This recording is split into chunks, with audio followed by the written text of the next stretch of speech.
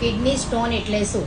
એટલે કે પથરી જે કિડનીમાં થાય છે એ કેવી રીતે થાય છે, એના થવાના કારણો કે આપણે એની પર વાત કરીએ છીએ. તો આપણી જે કિડની હોય છે તે આપણા લોહીને ગાળીને તેમાંથી કચરો પેશાબ માટે બહાર કાઢે છે.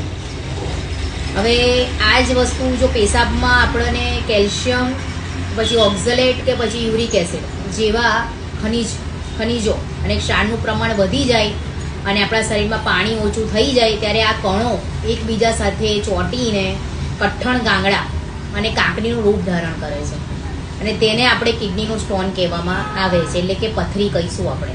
એટલે આ કારણોથી પથરી ત્યાં થાય છે ઉત્પન્ન, એટલે એને કહેવાય કિડનીનો સ્ટોન એટલે કે પથરી.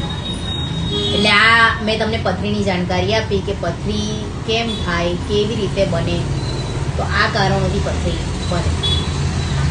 હવે એના થવાના મુખ્ય કારણો શું એની પર વાત કરીએ તો પાણી ઓછું પીવામાં આવે. ધારો કે શરીરમાં પાણીની કમી, એટલે કે પથરી થવાનું સૌથી મોટું અને સામાન્ય કારણ છે પાણીની ઉણપ. ખોરાકની આદત, ધારો કે આહારમાં મીઠું, ખાંડ અને માંસાહારી વસ્તુનો જો વધારે ઉપયોગ કરવામાં આવે તો પથરી બને.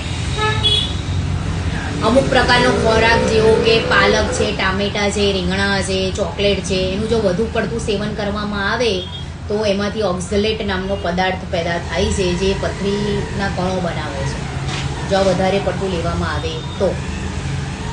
હવે બીજું છે વધુ પડતું વજન, બેઠાડું જીવન, એના કારણે બી પથરી બને કિડનીમાં.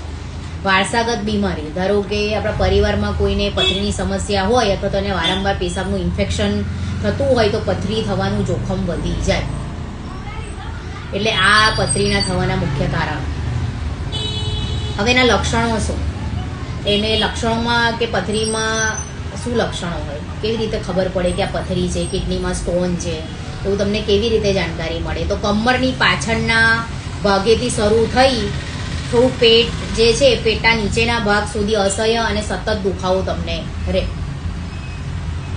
હવે પેશાબ કરતી વખતે સખત બળતરા કે દુખાવો થાય, પેશાબનો રંગ બદલાઈ જાય, લાલ કે ગુલાબી થવો, પછી પેશાબમાં લોહી આવે, એનો સંકેત. આ બધું તમને પથરી છે એ સંકેત આપે કિડનીમાં. ઉબકા આવવા, ઉલટી થવી, વારંવાર પેશાબ કરવા જવાની ઈચ્છા કે પછી પેશાબ થોડો આવે, તાવ ચડી જાય તમને શરીરમાં, એટલે આ બધા પથરીના લક્ષણો છે.